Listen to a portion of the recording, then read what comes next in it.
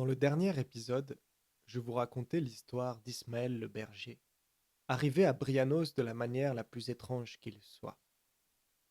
Son périple l'amena à découvrir une bague d'or au creux de sa main. Maintenant, il faut que je vous raconte l'histoire d'Olivia, la reine de Palmyre, qui elle aussi arriva d'une manière un peu surprenante jusqu'à Brianos, et son destin croisa celui d'Ismaël. Olivia, la reine de Palmyre, était arrivée à Brianos suite aux recommandations de son entourage.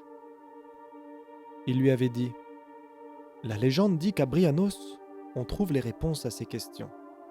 À Brianos, ma reine, l'amour nous parle et nous enseigne.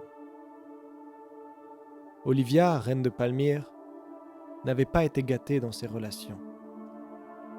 Devenue reine à la mort de son père, qui avait si bien veillé sur elle, elle avait hérité du royaume le plus puissant du continent et fut la cible de beaucoup d'hommes qui convoitaient la place de roi à ses côtés.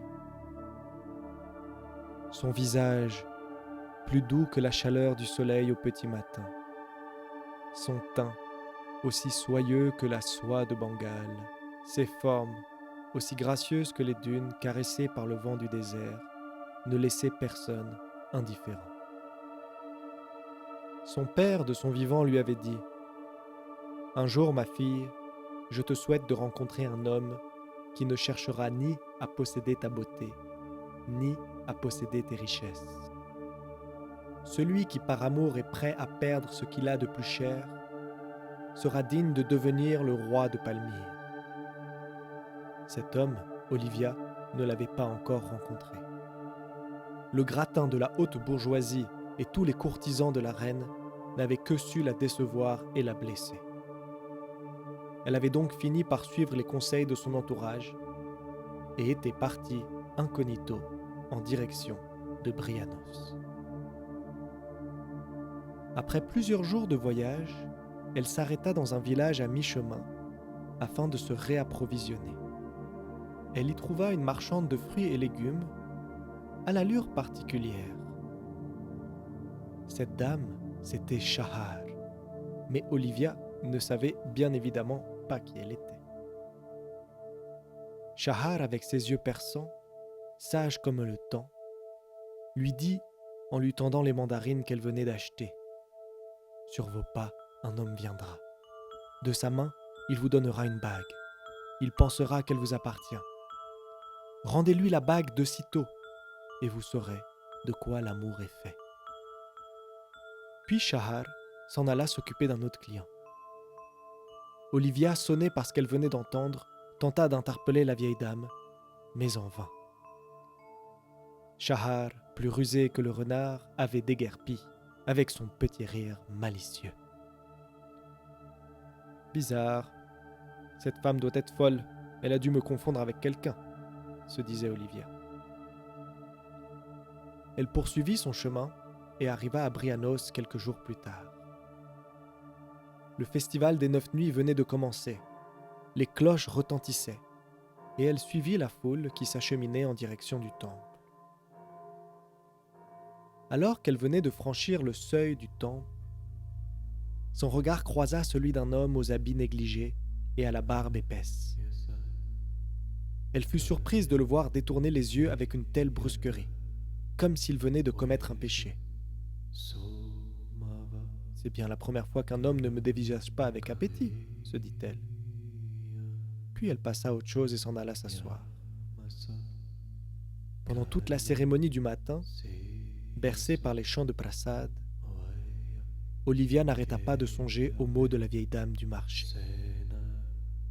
Sur vos pas, un homme viendra. De sa main, il vous donnera une bague. Il pensera qu'elle vous appartient. Rendez-lui la bague de sitôt, et vous saurez de quoi l'amour est fait. Elle ferma ses yeux et se laissa partir dans une atmosphère mystique qui régnait dans le temple grâce à Prasad, la prêtresse.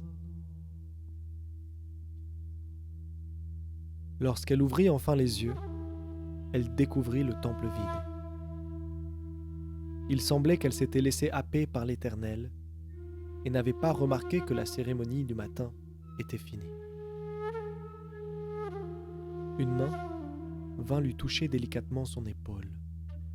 Elle se retourna et vit l'homme aux habits négligés et à la barbe épaisse, qui lui dit « Je crois que ceci vous appartient, madame. » C'était Ismaël, qui lui tendait la bague d'or qui venait d'apparaître dans sa main quelques instants plus tôt.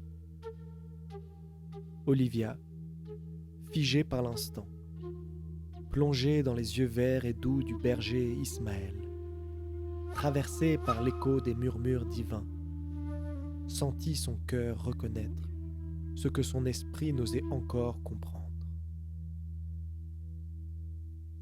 Elle esquissa un sourire, et ce simple éclat vint fissurer les remparts du cœur d'Ismaël. Une chaleur silencieuse s'y répandit, comme une lumière qu'il croyait perdue. Vous voyez, la bague n'en avait pas fini avec sa magie. Cyclus n'était que le début de grandes choses. Alors maintenant, quelle étrange histoire d'amour allait se dérouler entre Ismaël et Olivia? Je vous laisse le découvrir dans le prochain épisode.